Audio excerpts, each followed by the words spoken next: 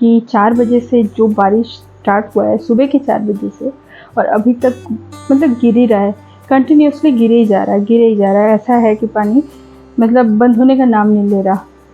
सावन है ऑब्वियसली, लेकिन इतनी ठंडी लग रही है ना कि क्या बताऊँ। मतलब काम करने का भी मन नहीं कर रहा है। ऐसा लग रहा है किसी को ऑर्डर दे दूँ, वो मेरे को बना के दे दे मैं खा लूँ करके। ऐसा लग रहा है, इतनी ठंडी लग रही है। ऐसा लग रहा है कहीं बैठ जाऊँ, है ना, एक जगह चुपचाप से बैठ जाओ, पानी में ना जाओ, पानी का काम ना करूं, लेकिन उतना ही ना मतलब पानी का काम करना पड़ रहा है, क्या बताऊं। और इस टाइम में ऐसा लगता है ना कि निकले, पानी गिरते रहे, निकले और जाके ना भुट्टा खा के आए। बहुत मेरे को इस टाइम इतना मन कर रहा है ना कि क्या बताऊं। बट ना मेरा एक प्रॉब्लम हो रहा है कि मुझे ना एसिडिटी का प्रॉब्लम हो रहा है, बहुत ज़्यादा ही एसिडिटी का प्रॉब्लम हो रहा है कि जो भी कुछ खा रही हूँ ना, नहीं पता ये वेदर के कारण हो रहा है कि क्या हो रहा है। जैसे कुछ भी खा रही हूँ बहुत ज़्यादा एसिडिटी हो जा रहा है मेरे को। क्या पता, कितना भी हल्का खाने की कोशिश कर रही हूँ, लेकिन वही फिर से घूम फिर के ना एसिडिटी हो जा रहा है। मैं सोच रही हूँ शायद आज हो रहा होगा, किसी कारण से हो रहा होगा, तो कल चलो कल ठीक हो जाएगा, लेकिन नहीं, ऐसा 2-3 दिन से मेरा रेगुलर ऐसा चले जा रहा है। समझ में नहीं आ रहा क्यों हो रहा है ना। और हाँ, और एक बात था कि अबीर थोड़ा सा ठीक है ना। अबीर ठीक है क्योंकि अबीर को हमने डॉक्टर दिखाया था, और मैं जितना कोशिश करती हूँ ना कि एलोपैथिक में ना जाके होम्योपैथिक में जाऊँ, और होम्योपैथिक का ही मैं उसको दवाई देने की कोशिश करती हूँ, क्योंकि मैं भी बचपन से ना एलोपैथिक में नहीं गई थी। एलोपैथिक ना बहुत ज़्यादा हार्ड होता है, और जल्दी तो सही कर देता है, 1 दिन 2 दिन में सही कर देगा। मतलब आज सुबह से अगर दवाई लेना स्टार्ट कर दिया, शाम तक आधा आप ठीक हो जाओगे, इस टाइप से हो जाता है। लेकिन फिर से ना घूम फिर के सर्दी खांसी फिर से आ जाता है। अगर कहीं बाहर चले गया और घूम लिया इधर उधर, नीचे बैठ गया थोड़ी देर के लिए, फिर से सर्दी स्टार्ट हो जाता है। नहीं पता कैसे लग जाता है उसको, लेकिन मैं कोशिश करती हूँ कि उसको ना होम्योपैथिक देने की कोशिश करती हूँ। होम्योपैथिक ऐसा है कि ना वो जड़ से ख़त्म करता है। मैं उसको डेली 12 महीने उसको होम्योपैथिक देने की कोशिश करती हूँ, क्योंकि ना अबीर प्रीमैच्योर हुआ था, यानी वो 7वें महीने में हुआ था अबीर। तो बहुत सारी इशू आई थी, इश्यूज़ थे उसके पीछे। मैं एक दिन आप लोग से बैठ के बात करूँगी, और इस बारे में कभी मैं बताऊँगी बहुत मेरी प्रेगनेंसी के बारे में। और बहुत स्ट्रगल हुआ था मेरे, मतलब मैंने बहुत स्ट्रगल किया था पूरा प्रेगनेंसी भर, और उसके बाद अबीर आया। एक माँ को जिस तरीके से स्ट्रगल करना पड़ता है, उससे ज़्यादा स्ट्रगल मुझे करना पड़ा था प्रेगनेंसी के टाइम में। तो बस यही है। लेकिन ये सब के कारण ना अबीर को ना वो थोड़ा सा कमज़ोर है। वो ऐसा है कि उसको हम लोग 12 महीने इसलिए दवाई देते हैं ताकि ना वो थोड़ा सा ठीक रहे। उसको सर्दी बहुत जल्दी लग जाती है, उसको लूज़ मोशन जल्दी हो जाता है, मतलब उसका इम्यूनिटी पावर ना बहुत कम है। तो उसके लिए हम लोग पूरा 12 महीना दवाई दवाई दवाई करते रहते हैं उसका। मतलब जितना हमारा अगर हमको अगर ऐसा रहता है ना कि बुखार है या कुछ है, ऐसा प्रॉब्लम है, तो हम लोग घरेलू उपाय कर लेते हैं तो हो जाता है। लेकिन ना अबीर को होता है ना तो बिल्कुल नहीं। 1 से 2 दिन, दूसरे दिन हम लोग सीधा चले जाते हैं, जाके डॉक्टर के पास जाके दिखा के लाते हैं। क्या करे, बच्चा है और थोड़ा सा कमज़ोर भी है, इसलिए ना उसके तरफ ज़्यादा मुझे देखना पड़ता है।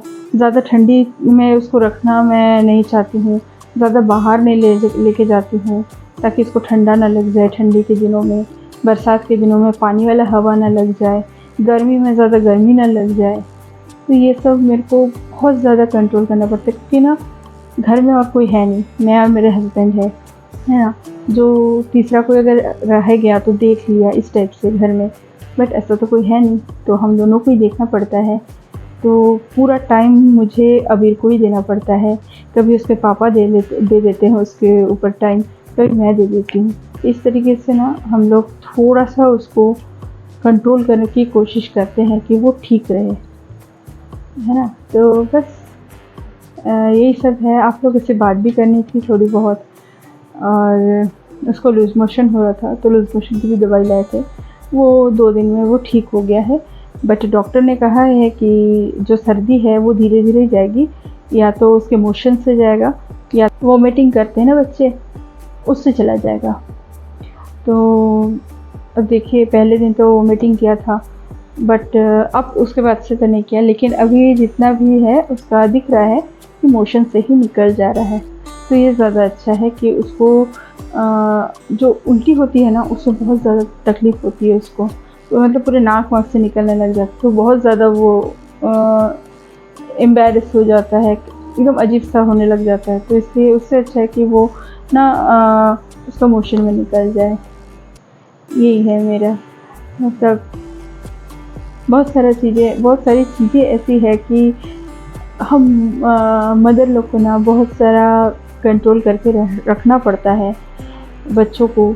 और जब बच्चा ना प्री मैच्योर हो ना, तो उसके लिए बहुत ज़्यादा कंट्रोल करना पड़ता है, बहुत ज़्यादा उनको केयर करना पड़ता है। और चलिए देखते हैं, अब मैं किचन की तरफ चलती हूँ।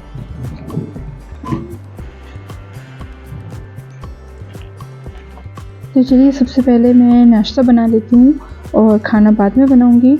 तो नाश्ता में आज बना रही हूँ, भाटा को ना काट ली हूँ। काटने के बाद ना उसमें नमक, हल्दी और थोड़ा सा शक्कर मिला के रख दी थी, और उसको मैं फ्राई कर लूँगी। और इसके साथ ना रोटी बहुत अच्छा लगता है, गरम गरम रोटी हो, और ये भाटा को फ्राई करके ना बहुत ही अच्छा और बहुत ही टेस्टी लगता है। नाश्ता अच्छा रहता है, हल्का फुल्का नाश्ता। तो उसके लिए मैं भाटा को तेल में फ्राई होने दे दी हूँ, और इस तरफ मैं रोटी भी बना लूँगी। आटा भी मैं मथ के रख ली थी, और बस अब मैं रोटी बना लेती हूँ और हो जाएगा हमारा नाश्ता रेडी। हाँ चलिए, मैं आप लोगों को सोच रही हूँ अभी मैं बता देती हूँ। आज आपको मेरे प्रेगनेंसी के बारे में बता देती हूँ, क्योंकि और टाइम मिले या ना मिले, है ना, किसी दिन बताने से अच्छा आज ही बता दूँ। मेरा क्या था, प्रेगनेंसी के टाइम ना मेरे को फुल्ली बेड रेस्ट था। मतलब फर्स्ट सेकंड मंथ हमने वेट किया था, उसके बाद थर्ड मंथ में पता लगा कि मैं प्रेग्नेंट हूँ। और उसके बाद जब डॉक्टर को हम दिखाएं तो डॉक्टर ने कहा कि आपको फुल्ली बेड रेस्ट करना है, आपको कुछ भी काम नहीं करना है, मतलब एक पैर भी नीचे आपको नहीं रखना है। बस आप वॉशरूम जाइए और आप नहाने जाइए, बाकी सब चीज़ें आपको बेडरूम में ही आपको रहना है और बेड में ही रहना है ना। तो बहुत मतलब इतना था कि मैं हमेशा सोई रहती थी। और फर्स्ट ट्राइमेस्टर तो ऐसा था कि मेरा जैसे तैसे निकल गया। सेकंड ट्राइमेस्टर जो था ना, उसमें मुझे मेरा मतलब मैं जैसे सोई थी, मेरा जो तकिया है उसको हटा दिया गया था। डॉक्टर ने कहा था तकिया हटा देना, और जो पैर की तरफ रहेगा ना, पैर की तरफ 2 ईंटा लगा दिया गया था। मतलब दीवान के नीचे पहिए में 2 ईंटा लगा दिया गया था। अब उस 2 ईंटे में ऊपर पैर करके रहना है आपको, इस तरीके से। मतलब पैर ऊंचा रहेगा और सिर नीचे रहेगा, इस तरीके से मैं मतलब पूरा 7 महीने तक मैंने रहा है ना। मतलब मेरा थर्ड ट्राइमेस्टर लगते लगते ही अभी आ चुका था। बहुत ही मतलब मेरे को इतना मुश्किल होता था, मैं एक घंटा भी ऐसा रहता था कि मैं उठ के बैठ नहीं पाती थी। अगर बैठ भी लूँ ना थोड़ी देर के लिए, फिर से सो जाती थी। इस तरीके से कि धीरे धीरे मेरा वेट बढ़ रहा था, मेरे बेबी का वेट बढ़ रहा था। बहुत ज़्यादा मेरे को ना प्रॉब्लम फेस हो रहा था धीरे धीरे करके। और हफ्ते में मुझे हार्मोन्स के इंजेक्शन लगाने होते थे। मतलब हर हफ्ते एक हार्मोन्स के इंजेक्शन मुझे लगते थे। तो मुझे डॉक्टर के पास भी जाने के लिए, मतलब कार में भी ना मुझे 2 कुशन रखने पड़ते थे, उसके ऊपर मैं बैठ के फिर मैं जाती थी। वो भी इतना धीरे धीरे ना चला के ले जाते थे मेरे हस्बैंड कि उसका कोई अंदाज़ा नहीं है। एक ब्रेकर में भी हम धीरे से मतलब ब्रेकर से उतरते थे इस तरीके से, और ज़्यादातर कोशिश करते थे जहाँ जिस रोड में ब्रेकर नहीं है उस रोड से हम लोग जाएं, क्योंकि मेरा बहुत ज़्यादा ही प्रॉब्लम था। और ये भी कहूँ कि अबीर के पहले भी मेरा एक प्रेगनेंसी था, जो मेरा 5वें महीने में ऐसा हुआ कि मेरे को मिसकैरेज हो गया था। अचानक सा मैं रात को अच्छे भली थी, खाना वाना खाई, अच्छे से थी। दूसरे दिन सुबह जैसे ही 5 बजा, 5 बजते ही सुबह 5 बजते ही ऐसा ही पेट दर्द हुआ कि मैं बता नहीं सकती थी।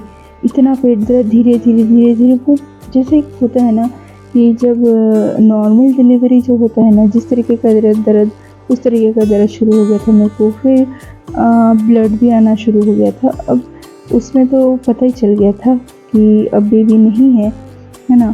फिर उसको रिलीज़ किया गया। उसके बाद फिर नेक्स्ट ईयर फिर अबीर आया, और अबीर में मेरे को बहुत ज़्यादा रेस्ट्रिक्शन था कि आप बिल्कुल भी बेड में रहेंगे, एक पैर नीचे नहीं उतारेंगे। अगर थोड़ी बहुत भी लापरवाही किए तो बहुत बड़ा खतरा आपको उठाना पड़ सकता है, क्योंकि एक बार मैंने उठा चुका था तो मैं दूसरी बार ऐसा गलती नहीं करूँगी। उस बार इतना नहीं था क्योंकि ना दूसरा डॉक्टर मैंने पहले प्रेगनेंसी में ना दूसरा डॉक्टर मैंने चूज़ किया था, और वो डॉक्टर ने ना हमें ये नहीं बताया था कि आपको बेड रेस्ट करना है। मैं नॉर्मली जैसे सब घूमते फिरते काम करते सब कुछ कर रही थी, उसी तरीके से वो बोली थी तो मैंने भी वैसे ही किया था। बट ये जो डॉक्टर थी ये मेरे को अच्छे से टेस्ट की, अच्छे से देखी, उसके बाद ही उसने डिसीजन लिया कि आपको बिल्कुल भी चलना नहीं है, आपको बेड रेस्ट ही चाहिए पूरा 9 महीने तक। बट 9 महीने हो नहीं पाया, 7th मंथ पूरा हो चुका था, बस 8 मंथ लगने वाला था। एक दिन हुआ, उसी दिन में ही अबीर आ चुका था। और वो केस भी बहुत लंबा चला, यानी वो ऐसा था कि मेरे को जो पेन उठा उस दिन रात से लेकर सुबह के 4 बजे तक वो पेन चलता रहा। पहले तो डॉक्टर ने कह दिया था हॉस्पिटल में कि आपका नॉर्मल डिलीवरी होगा, बट ना वो मतलब उस टाइम ऐसा था कि मेरे को ताकत भी नहीं था, अभी के पास भी ऐसा ताकत नहीं था कि मैं नॉर्मल डिलीवरी कर सकूं। फिर ना ऑपरेशन ही करना पड़ा मेरा।